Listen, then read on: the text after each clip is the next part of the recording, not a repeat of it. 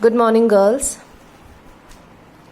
In the last class, we saw how Bertha tries to change the vacation plan of Grace. Bertha writes a letter to Aunt Meg requesting Aunt Meg to invite Grace in place of Bertha.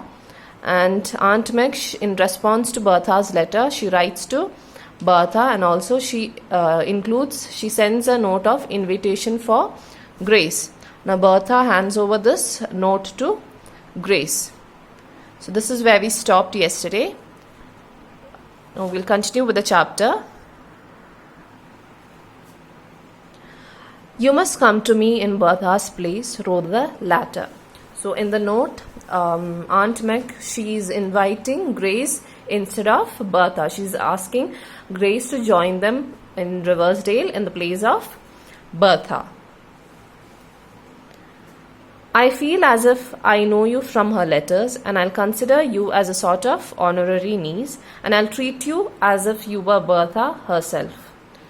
Now, Aunt Meg says that she has heard a lot about Grace from Bertha, and she feels as if she already knows Grace from Bertha's letters.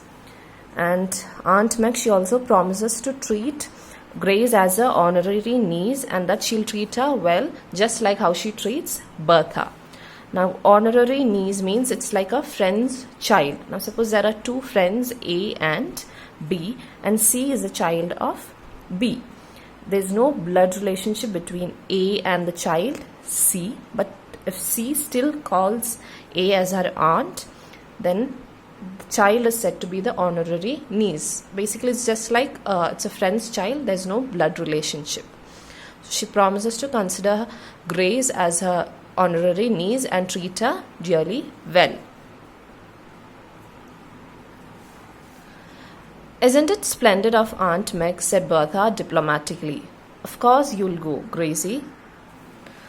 Now here Bertha is talking in a diplomatic way. Diplomatically means in a diplomatic way or in a sensitive way. She's very tactful because she does not want Grace to have any doubts. So she asks in a very sensitive way that isn't it great that Aunt Meg has invited Grace to Riversdale, and Bertha wants Grace to go to the Riversdale for her vacations. Oh, I don't know, said Grace in bewilderment. Are you sure you don't want to go, Bertha? So Grace is very much confused here, and she's not sure whether she has to go or not. And Grace is asking Bertha if Bertha is sure of not going to Riversdale.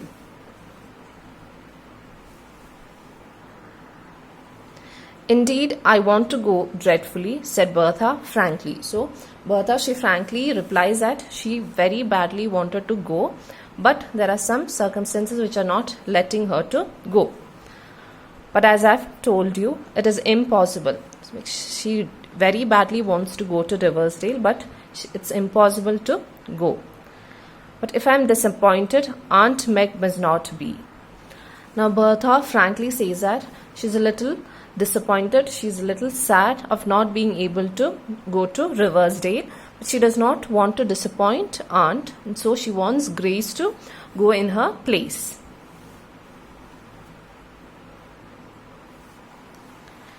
In the end, Grace did go, a little puzzled and doubtful still, but thankful beyond words to escape the drudgery of counter and the noise and heat of the city. Now, in the end, though Grace was a little confused and doubtful, she still decides to go. She goes to Riversdale.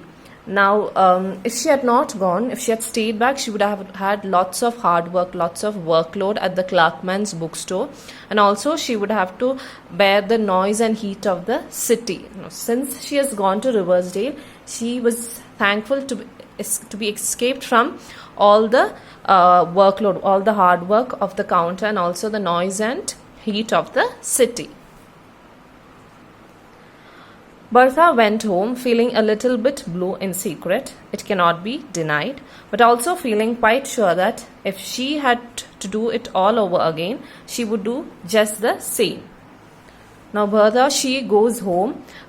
Grace has gone to Riversdale, and Bertha, she returns to her home, and she's very sad. She feels a little sad and depressed. Feeling blue means sad or depressed. So she's a little bit sad because she really wanted to spend her vacations at Riversdale. But she also, if this situation happens once more and if she's asked to make a decision one more time, she will still make the same decision. She will still make the decision that Grace has to spend her vacations at the Riversdale.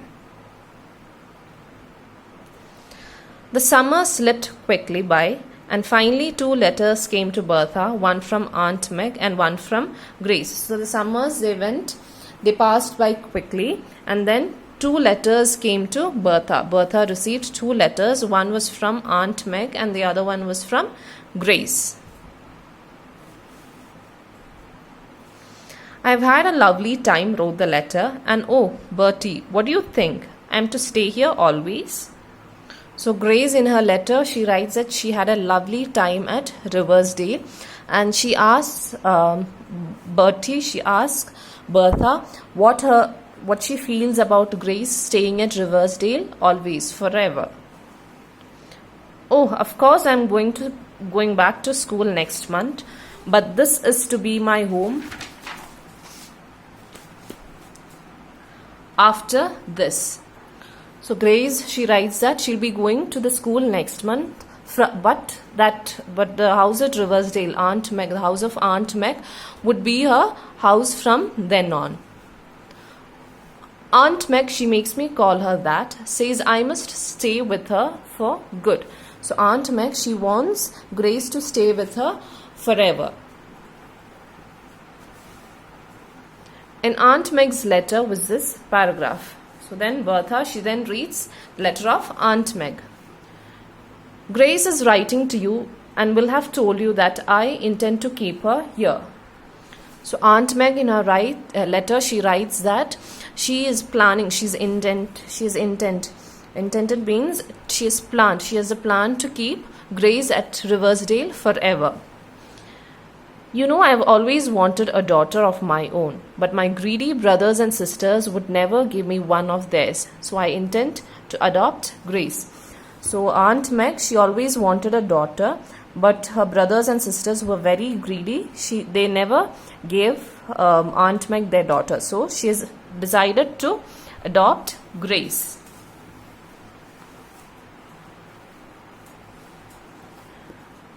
She's the sweetest girl in the world, and I'm very grateful to you for sending her here. So Aunt Meg, she says that Grace is a very sweet girl, and she's thankful to Bertha for allowing Grace to be sent to Riversdale.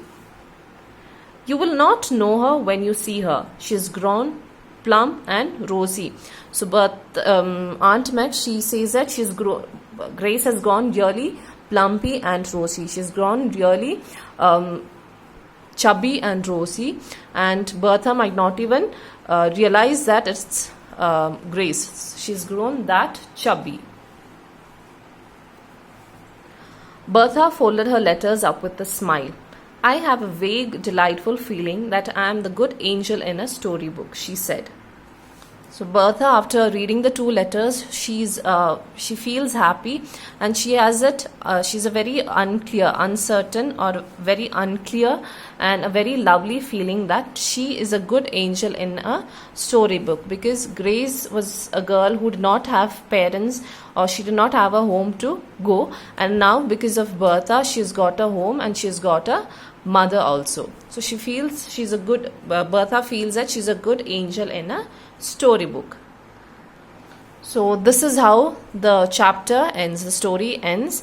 And here in the story, we saw about 2 girls, about Bertha and Grace, and about their very pure and sincere friendship. Bertha, she sacrifices her happiness for Grace, and this sacrifice leads to Grace having a home for her own.